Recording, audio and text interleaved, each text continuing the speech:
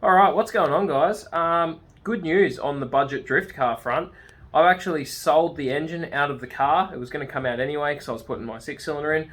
But the four-cylinder that's in it, I found someone to buy it. Basically, that's going to bring the cost down to this car only owing me $50 for what I've put into it so far. So, yeah, that's about it. Let's get started pulling this engine out.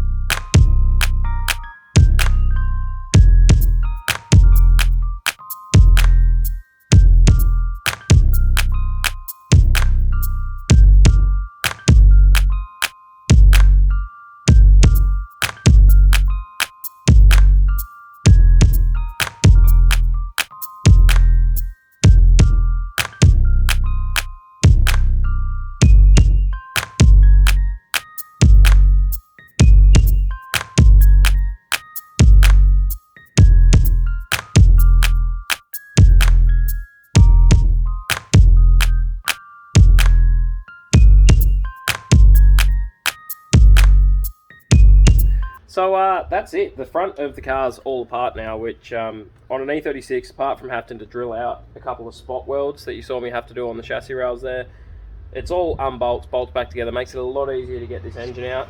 I got a little bit surprised by the aircon there. I actually paid to get this degassed. Obviously there's still a little bit of pressure in there that I was not expecting. That gave me a bit of a shock. But yeah. Front end's all pulled apart. This is really where I wanted to get to tonight. Tomorrow night I'm going to pull the rest apart and maybe get the engine out. That might be the night after, depends. There's a lot to do underneath the car as well. 2,000 years later. Well, it's been about 4 days, I think, since the previous clip.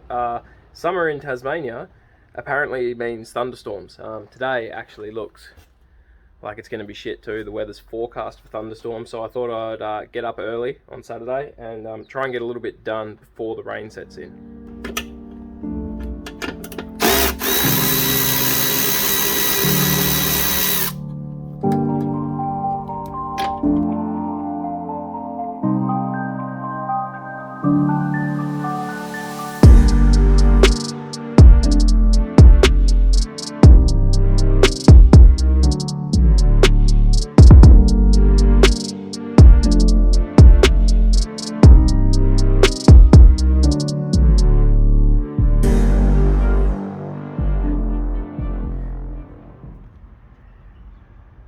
That is not a good colour for power steering fluid. That should be red. So, I don't know what condition the pump and the rack on this engine is like.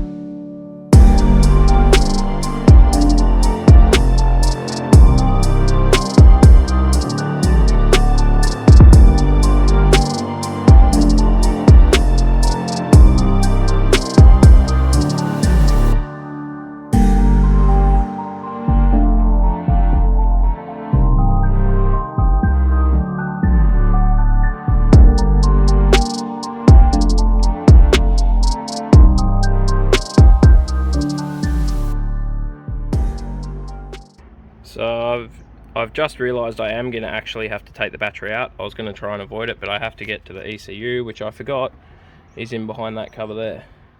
Plus I have to disconnect some powers from in here to take this whole loom off as one with the engine. Easiest way to do it.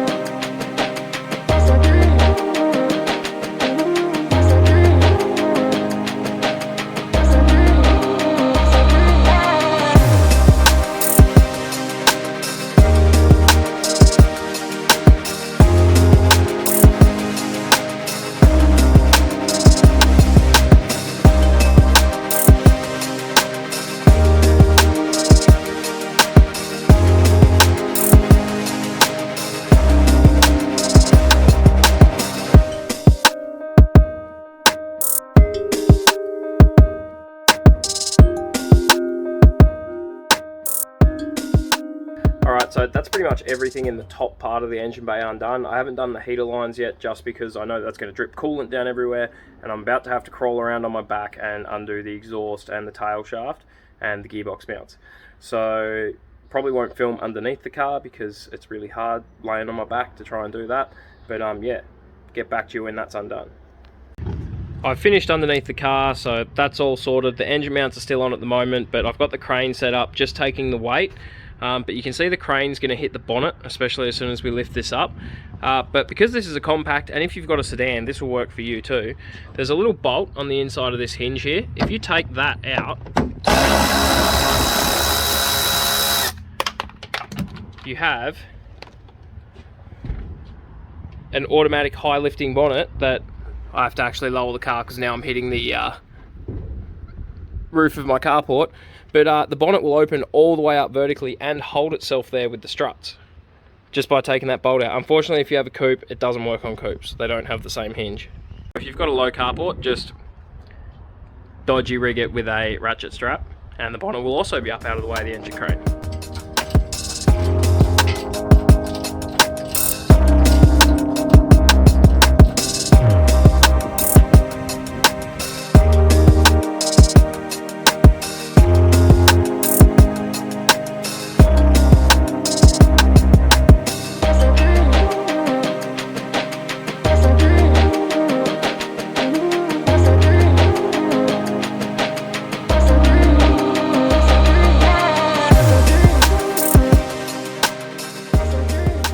Unfortunately, when I dropped the transmission cross member, this has come back and actually broken this pipe off. So that's why there's coolant all over the ground. Normally there's not this much of a mess, but because of that broken off there, all the coolant that's in the engine is just pouring out. But this is now out. Empty engine bay, ready for a nice 6-cylinder. So this is just going to have gearbox come off and pressure clean it so it's all clean for the bloke that's coming to pick it up. And while I'm pressure cleaning, I'll probably pressure clean all in here too. You can see that the typical BMW grime is all over the steering rack and stuff like that.